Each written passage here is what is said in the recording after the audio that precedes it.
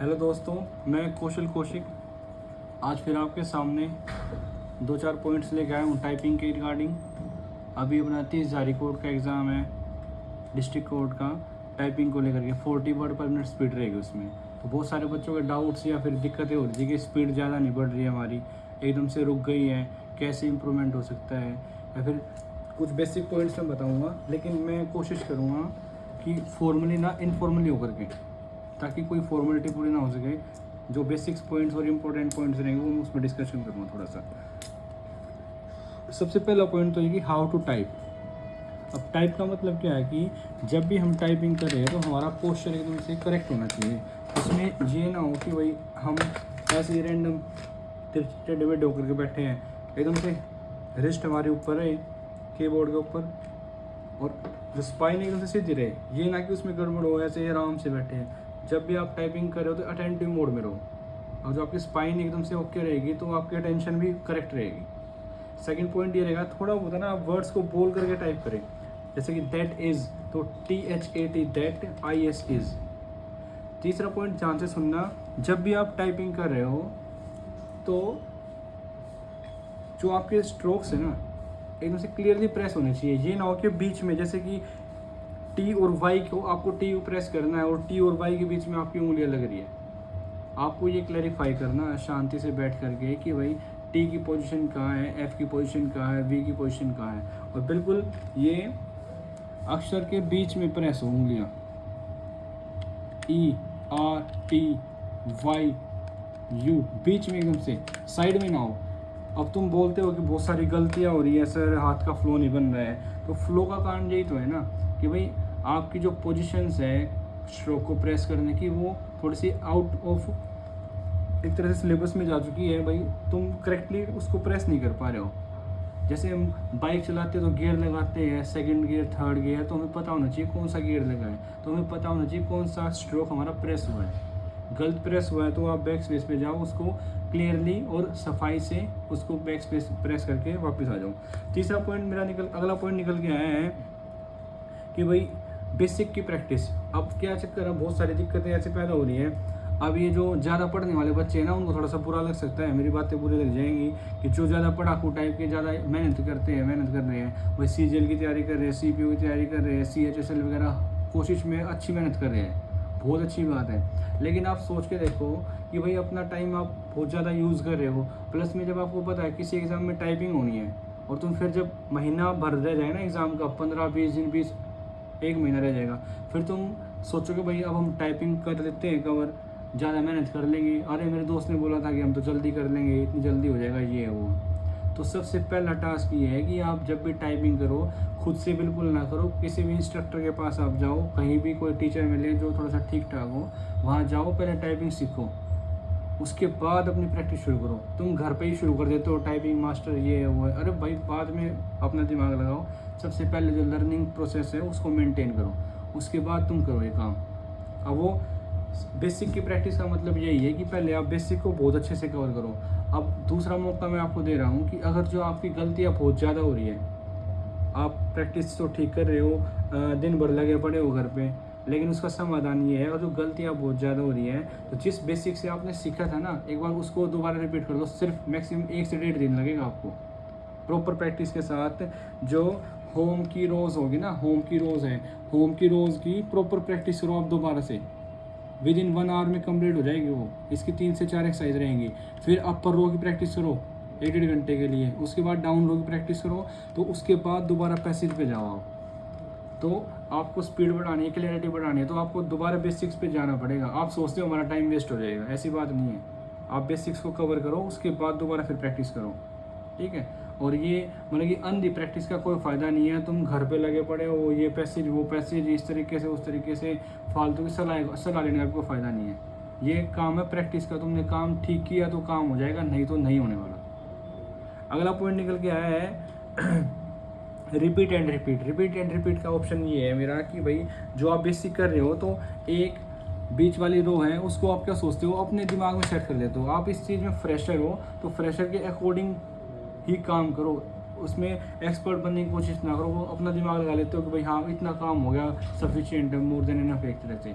तो कोशिश ये करो, बेसिक की प्रैक्टिस जब आप कर रहे हो, एक मिडल रो है तो उसकी प्रॉपर 10 से 15 बार प्रैक्टिस हो, अपर रो की 10 से 15 बार प्रैक्टिस हो, डाउन रो की 10 से 15 बार प्रैक्टिस हो, ठीक है। और वो उसकी एक्सरसाइज होंगी कम से कम 3-4 एक्सरसाइज होंगी। वो एक एक्सरसाइज में कम से कम भी आधा घंटा लगता है। तो टाइम ना बचाओ और अपनी मेहनत भी मत बचाओ। फिर अगला पॉइंट निकल के आता है, प्रैक्टिस अच्छी हो गई है कि जी स्पीड नहीं बढ़ रही, फ्लो नहीं बन रहा। आप टाइपिंग कैसे कर रहे हो, in this I this COMMITT committee in THIS this, इतने ऊँचे हाथ उठा रहे हो, प्लस में हाथ का फ्लो नहीं है। I am going to SCH school to this COUNTRY, हाथ का फ्लो अच्छा नहीं है। तो फ्लो कैसे इंक्रीज करोगे आप? फ्लो का तरीका ये है, जब आपको फ्लो अपना बढ़ाना है टाइपिंग में, तो उसका तरीका ये है, अपने आप को ना टास्क दो। जैसे आप 10 मिनट का टेस्ट लगा रहे हो, 5 मिनट का टेस्ट लगा रहे हो, तो उसमें खुद को बोलो कि भाई मैं अगले 30 सेकंड तक अच्छा फ्लो बना के रखेंगे हम, ठीक है। जैसे अगले 10 सेकंड तक आप हमारा फ्लो अच्छा रहना चाहिए, उसके बाद फ्लो बिगड़ जाएगा। फिर हम एक टास्क लेंगे कि भाई अगले 10 सेकंड तक फ्लो अच्छा बने, फिर बिगड़ेगा, फिर बनाएंगे, फिर बिगड़ेगा। तो ऐसे 10, 15, 20, 30 सेकंड, आधा मिनट करके, उसके अलावा 1 मिनट करके आपका फ्लो बनता रहेगा। तो ऐसे ही आप 10 मिनट के अंदर कई अटैम्प्ट कर चुके हो इस तरह के, आपका फ्लो भी बनता रहेगा और आपकी स्पीड भी बढ़ती रहेगी ऑटोमेटिकली, ठीक है। सबसे पहला काम है फ्लो का। उसके अलावा थोड़ी सी वीडियो लंबी जाने वाली है और इसको पार्ट्स में भी आप देख सकते हो। फ्लो के साथ साथ आपको ध्यान रखना है कि जो भी आपकी एक लाइन होती है, जैसे the quick brown fox jumps over the lazy dog, तो आप, या फिर कई सारे लोग करते हैं ABCD टाइप करते हैं कि ABCD से क्या है कि वो अपनी स्पीड का फ्लो बनाते हैं। तो आप जब भी टाइप कर रहे हो तो स्टार्टिंग में ABCD लगा लो, या फिर जो भी आपने लाइन मेंटेन कर रखी है उसका आप फ्लो बनाओ। और कोशिश ये रखो जब ये प्रैक्टिस कर रहे हो तो उसमें अच्छा फ्लो बनाओ। उसको 10 से 12-15 मिनट आप कर सकते हो, कोई नुकसान नहीं है आपका, ठीक है। उससे आपके हाथ का फ्लो अच्छा बनेगा, क्लैरिटी बढ़ेगी आपकी। तो फ्लो पे फोकस करो। और अगला पॉइंट निकल के आ रहा है कि भाई प्रोडक्शन। अब ये प्रोडक्शन मेरा शब्द इससे है, इसका मतलब ये है कि प्रोडक्शन करो थोड़ी सी। आप क्या सोचते हो, एकेडमी पे गए, टाइपिंग सीखने के लिए गए, घर पे बैठे हो, टाइम भरा और टेस्ट लगा लो, 10 मिनट लगा दी test, 10 minute test, 10 minute test, मतलब कि आप सीधा अपने मटेरियल को शोरूम में लेके जा रहे हो। प्रोडक्शन तो है नहीं और अपना आपको क्या नाम है शोरूम में डाल रहे हो कि भाई हाँ इसको भेज दो। तो सबसे पहले आप प्रोडक्शन हाउस को बढ़ाओ। प्रोडक्शन हाउस कैसे बढ़ेगा कि एक बार एक आर्टिकल लो, पैसे लो, उसको आराम से टाइप करना शुरू करो। अपने आप को देखो आपकी स्पीड कितनी है, एक्यूरेसी कितनी है, उसके हिसाब से एक लगातार 20 मिनट तक टाइप करो, लगातार 25 मिनट तक टाइप करो। ये उन बच्चों के लिए जिनकी स्पीड अभी नहीं है, ठीक है। तो लगातार 20 से 25 मिनट टाइप करो। ऐसे दिन में 2 से 3 बार कम से कम करो, जिनका भी एग्ज़ाम आया हुआ है। उसके बाद जब प्रोडक्शन बढ़ेगी तो आपका हाथ जमना शुरू हो जाएगा ऑटोमेटिकली। हाथ जमना शुरू होगा तो हाथ जमना शुरू होने के बाद आपको क्या करना है, अगली ट्रिक ये रहेगी या फिर एक पॉइंट है कि भाई एक 2 मिनट का, 4 मिनट का और 6 मिनट का, समझियो जो टेस्ट आप 10 मिनट के लिए लगा रहे थे ना, अब वो हमें क्या करना है, उसको 2 मिनट में कन्वर्ट करना है। इसका लॉजिक ये, पहले इसके पीछे लॉजिक समझ लो। जब आप 10 मिनट का टेस्ट लगा रहे हो तो आप जो एक चैलेंज जो है वो फील कर पा रहे हो सिर्फ एक बार, उस चैलेंज को आप एक बार फील कर पा रहे हो। लेकिन जैसे ही आप 2 मिनट का टेस्ट लगाओगे, उसी चैलेंज को आप अगर जो 2 मिनट के आपने 5 बार लगा दिए तो 2, 5 दूनी 10 मिनट हो गए हैं, तो उसी चैलेंज को आप 5 बार फील कर पाओगे, 5 बार आप स्पीड में भागोगे।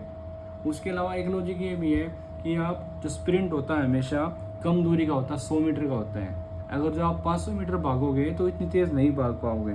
तो 2 मिनट से मेरा मतलब ये रहेगा कि हमें अपनी एबिलिटी को देखना है कि भाई हम कम दूरी तक कितनी तेज़ भाग सकते हैं, कम टाइम में हम कितनी देर तक अपना फ्लो बना सकते हैं, कितनी स्पीड मेंटेन कर सकते हैं। तो हमें क्या करना है, 2 मिनट के कम से कम भी 20 टेस्ट लगाने हैं। अभी जिनका भी डिस्ट्रिक्ट कोर्ट का एग्ज़ाम है, 40 की स्पीड का पेपर जो है, 2 मिनट का 20 टेस्ट लगाओ। 2 मिनट का टेस्ट लगाया और टेस्ट के दौरान एक ही पैसेज को रिपीट करो। एक पैसेज आपने यहाँ से लेकर यहाँ तक टाइप कर दिया, तो अगली बार कोशिश करो उसी पैसेज को यहाँ से लेकर 4 से 5 वर्ड बढ़ जाए। अगली बार उन्हीं लाइनों को कोशिश करो 2, 3, 4 वर्ड और बढ़ जाए। जैसे ही आपके वर्ड्स बढ़ेंगे ना धीरे धीरे करके, तो आपको पता लगेगा कि अभी आपकी 2 मिनट में जो टाइपिंग की स्पीड थी नॉर्मली 25 थी, लेकिन आपने जब 2 मिनट की स्पीड लगाई है और थोड़ी सी प्रैक्टिस करी है, तो 25 से सीधा कम से कम भी मिनिमम मैं बता रहा हूँ 30 to 35 जाएगी। उससे आपको ये पता लग जाएगा भाई हाँ मेरे अंदर इतनी एबिलिटी है, मैं 25 से 35 32 पे तो आ ही गया।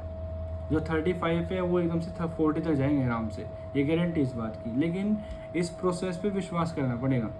3 से 4-5 दिन आपको मेंटेन करना पड़ेगा ये काम, और 2 मिनट का 4 मिनट का या फिर 5 मिनट का रेशियो सेट करके उसके बाद फिर 10 मिनट पे पहुंच जाओ।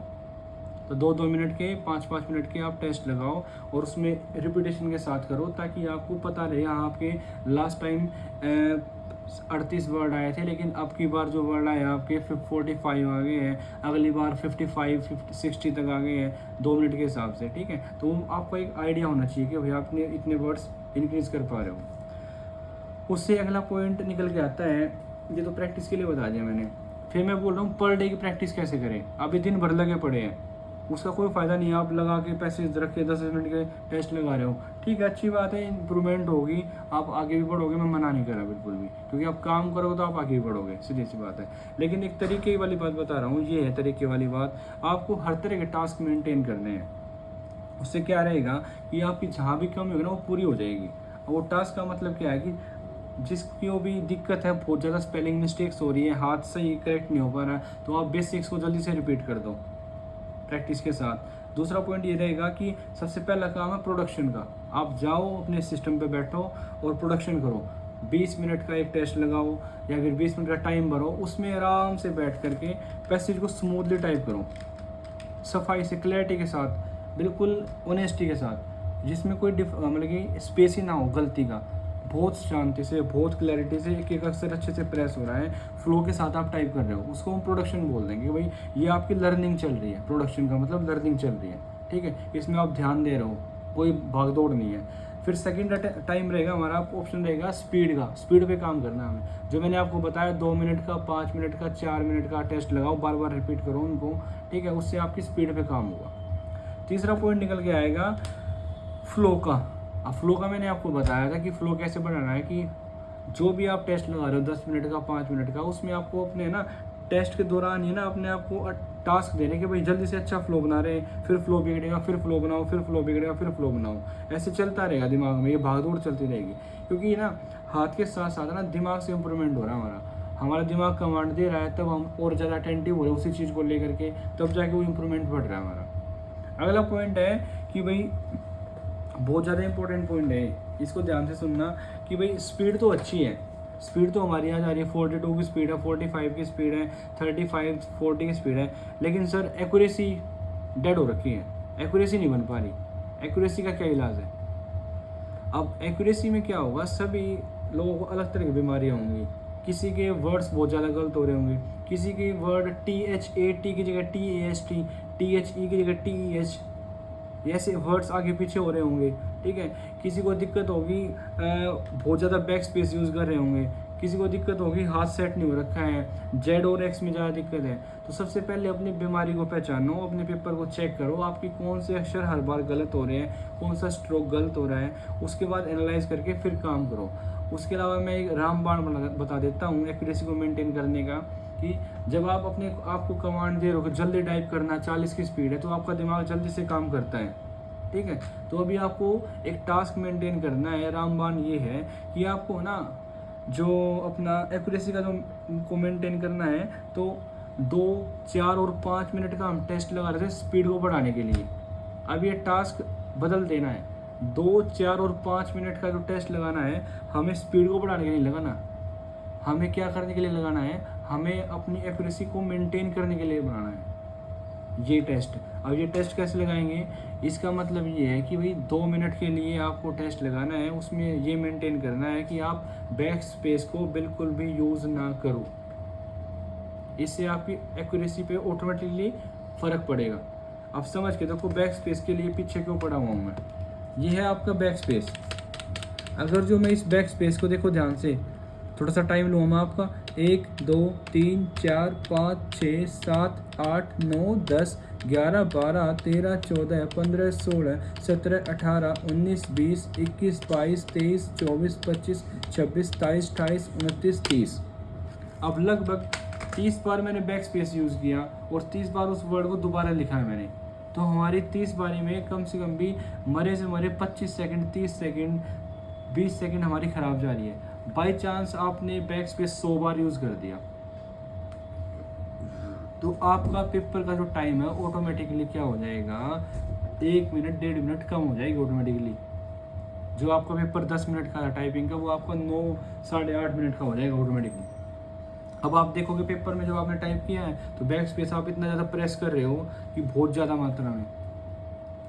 तो जिसको बैक स्पेस कम करना, जो जिसको बैक स्पेस पे कमांड, जिसकी कमांड बनेगी बैक स्पेस पे, उसको ज़्यादा दिक्कत होने वाली नहीं है। उसकी स्पीड नॉर्मल भी हो ना, वो तब भी मेंटेन कर लेगा, उसके फ्लो में भी काम चल जाएगा।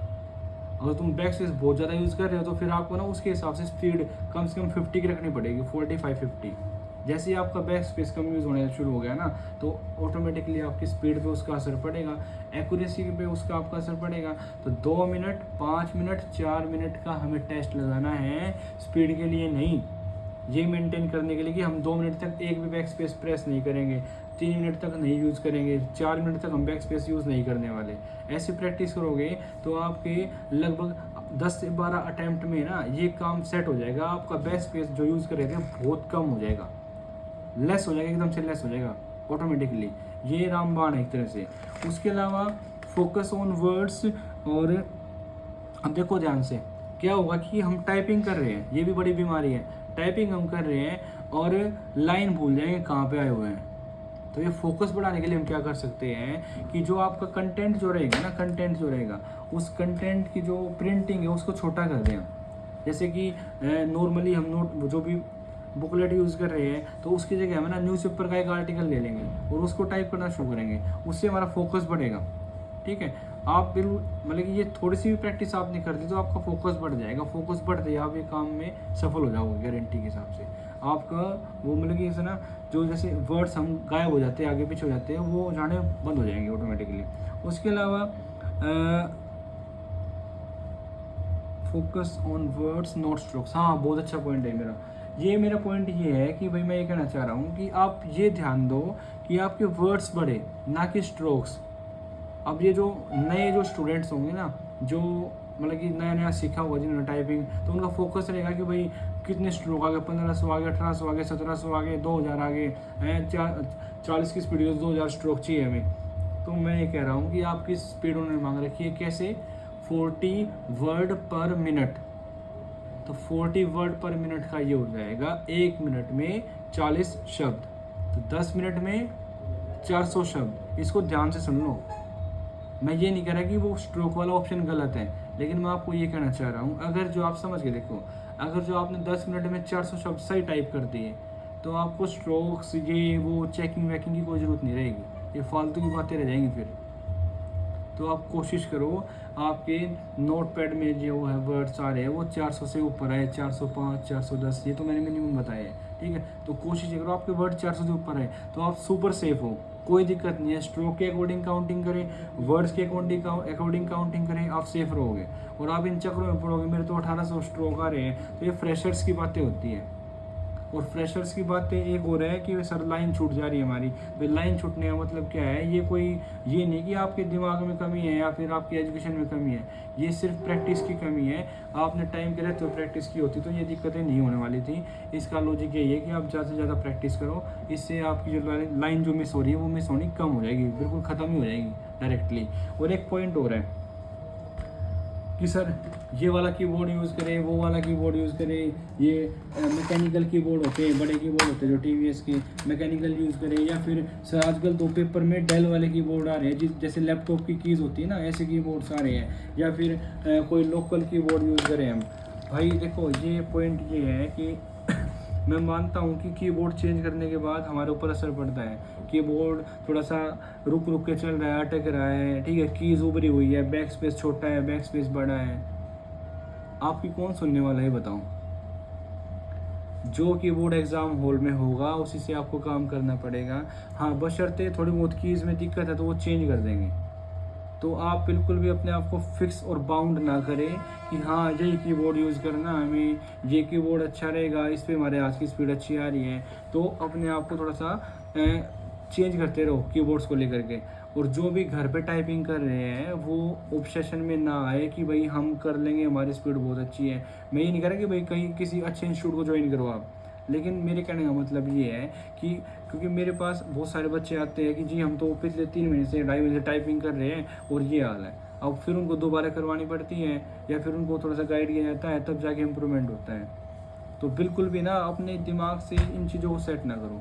आपका प्रोसेस क्या रहता है, जो घर से करने वाले बंदे हैं, जो खुद से प्रैक्टिस ज़्यादा कर रहे हैं, ठीक है, उनका ये रहता है कि भाई कोई फसल है, उसको वो फसल आज हमने बो दी, 6 महीने बाद वो बड़ी होगी।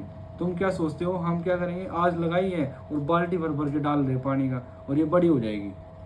तो बिल्कुल भी नाराज़ होने वाली बात नहीं है। मेन पॉइंट ये है, जब भी आपका कोई स्किल ओरिएंटेड टेस्ट हो ना, तो स्किल के लिए आपको खुद को पहले से मेंटेन करना चाहिए। तो मैं अब जो सलाह दे रहा हूँ आपको, 7 तारीख को पेपर है, 14 को है, 18 को है, 28 को है। तो जिनके पास भी 7 तारीख तक का भी टाइम है, तो वो अगर जो ईमानदारी से ये जो मैंने पॉइंट्स बताए हैं बहुत क्लैरिटी के साथ मेंटेन करेंगे, और जो भी कोई डाउट्स वगैरह आपके हो तो वो आप कांटेक्ट कर सकते हो, कोई दिक्कत नहीं है। मैं आपको गाइड कर दूंगा, मैं बता दूंगा, कोई दिक्कत नहीं है। लेकिन आपको ना मतलब कि थोड़ा सा समझदारी के साथ चलना पड़ेगा, क्योंकि आप क्या करते हो भाई, जिसको एक्सपीरियंस नहीं है, जिसका खुद तो पेपर पास हो रखा है, उसको खुद का करना आता है लेकिन करवाना नहीं आता है, तो आप उससे सलाह ले रहे हो, तो वो क्या करेगा, अरे कुछ ना हो जाएगी, कोई दिक्कत नहीं है, तो अब कर लो ना, आप क्या दिक्कत हो रही है। अब पंगा ये हो जाता है कि कुछ बच्चे तो निकल जाते हैं जिनकी स्पीड अच्छी है, जिनकी कमांड अच्छी होगी, जिनका नेचुरली तरीका अच्छा हो गया, लेकिन जिनको दिक्कतें ज़्यादा हो रही है वो बेचारे रह जाते हैं। तो हमें यूनिवर्सली काम करना है ताकि हर एक बच्चे के ऊपर काम हो सके। तो कोशिश ये करनी है कि हम मेंटेन कर पाए खुद को। बाकी और कोई पॉइंट्स होगा तो मैं बाद में आपको ज़रूर शेयर करूँगा। धन्यवाद।